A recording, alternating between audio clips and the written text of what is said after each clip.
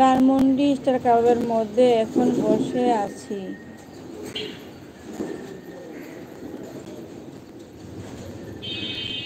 ও আল্লাহ, তাই আবহানী মাঠের কাছে ওই আবহানী মাঠের কোনায় যে স্টার কাবাব সেটাই। আমি তো শুক্রবারই এখান থেকে আসলাম।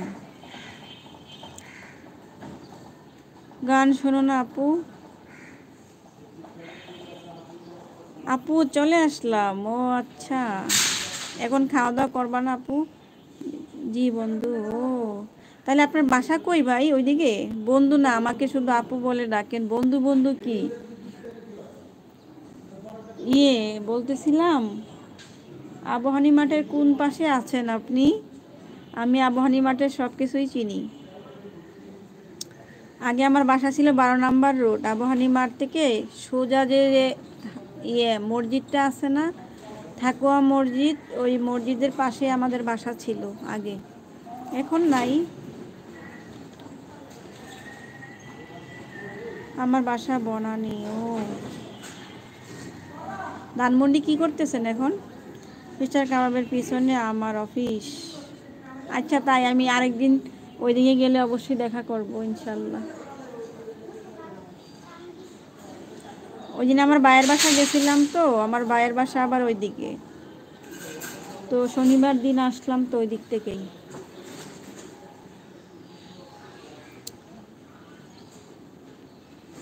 শনিবার দিন তো আসলাম ওখান থেকে।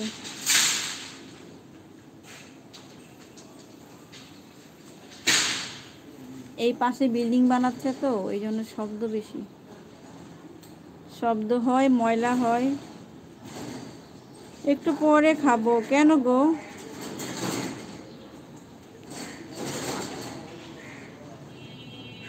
Like done, thank you like দেওয়ার জন্য। কেমন আছেন? আলহামদুলিল্লাহ ভালো। আপনি কেমন আছেন আপু? স্টার কাবাবের কোন দিকে আছেন আপনি? মানে আবহানী মাঠ, আবহানী মাঠের কোন দিকে আছেন?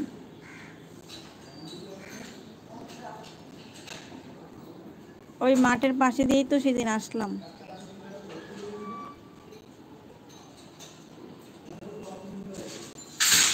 আপু ভালো আছি, তুমি কেমন আছো?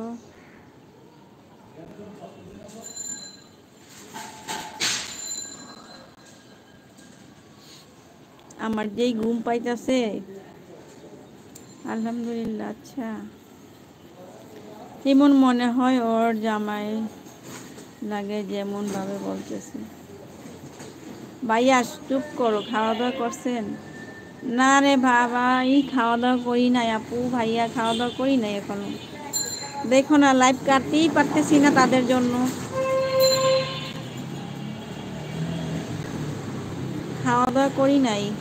গোসল করে আমার সাথে সাথে খাওয়ার ইচ্ছা করে না আপু, তাই একটু পরে খাবো।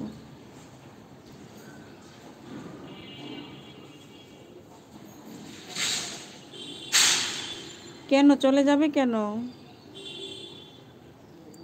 আমি বললাম ওরা যা কমেন্ট করার করুক, তুমি কথা বইলো না, চুপ করে থাকো। এটা কি আমার ভুল হয়েছে? ভুল হইলে মাফ করো, সরি।